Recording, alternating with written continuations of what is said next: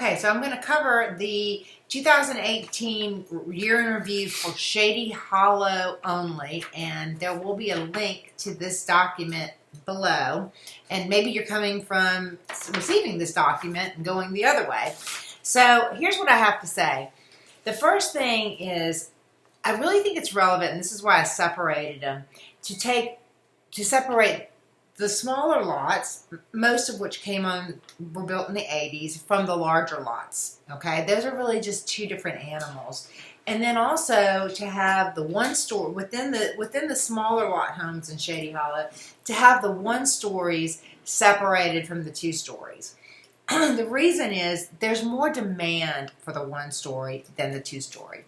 And why is that? Well, the one stories are, the smaller square footage for one, and so it's the first price band in the neighborhood. So you get the young families want to move in, they can only spend up to $400,000, and that's in their price category.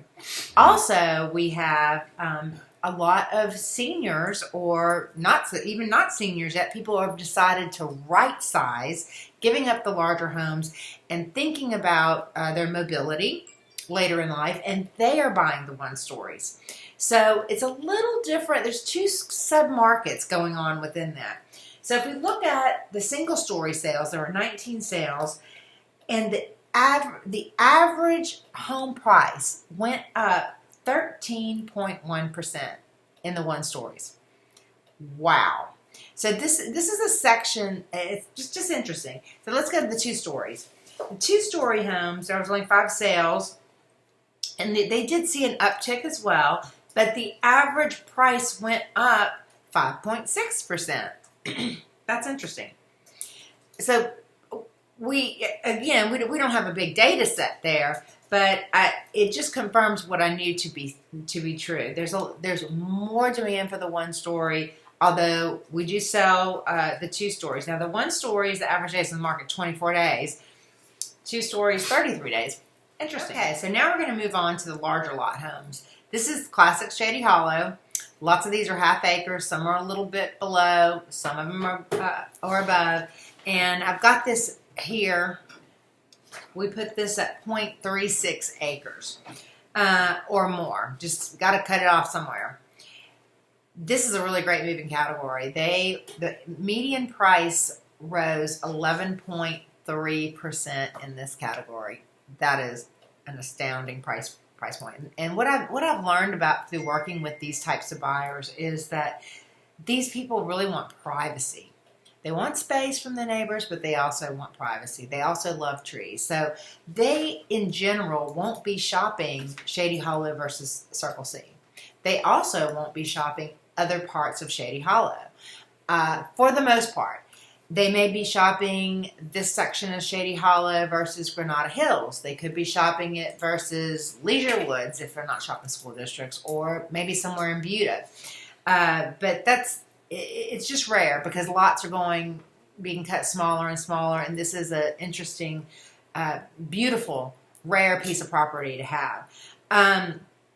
The other thing I wanted to say about this, and I believe this is going to push on appreciation a little bit, although it hadn't hurt at 11.3%, is that, in Section 1 and 2, that they're not going to be annexed by the city because they were not part of the MUD.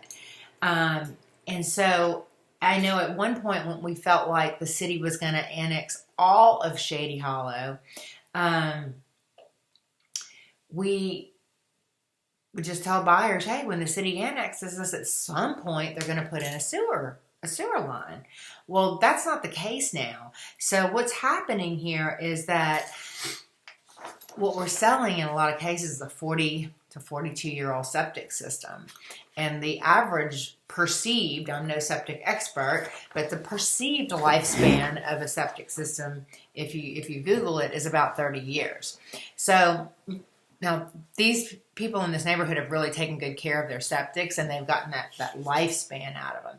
But I do think that with some of these transactions, the septic in kind of old condition and ill repair has pressed on it, because when you do replace a septic, You know, you could be looking at a $17,000 to $30,000 expense, depending on what the situation is.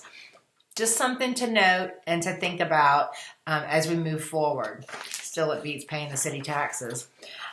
Shady Hollow West. Here's the thing about that. It's a real small section. It's a great section of the neighborhood.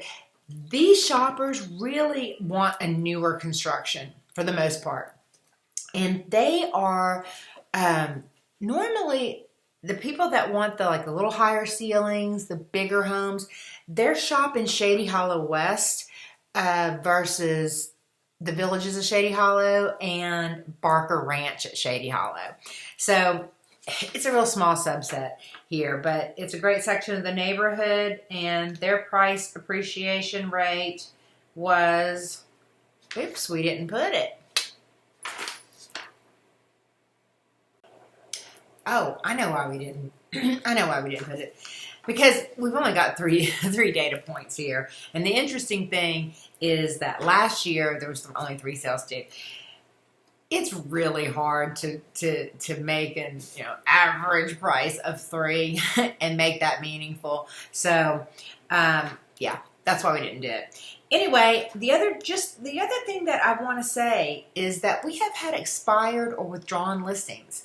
And that's something that we didn't have too much of in the past, but each of these subsections of neighborhoods had properties that did not sell. You don't hear about that in the headlines. Few, very, very, very few, but they were there. So just wanted to point that out as well. See you around the neighborhood. If either myself or my partner Mike Butson can help you with something, please let us know. Take care.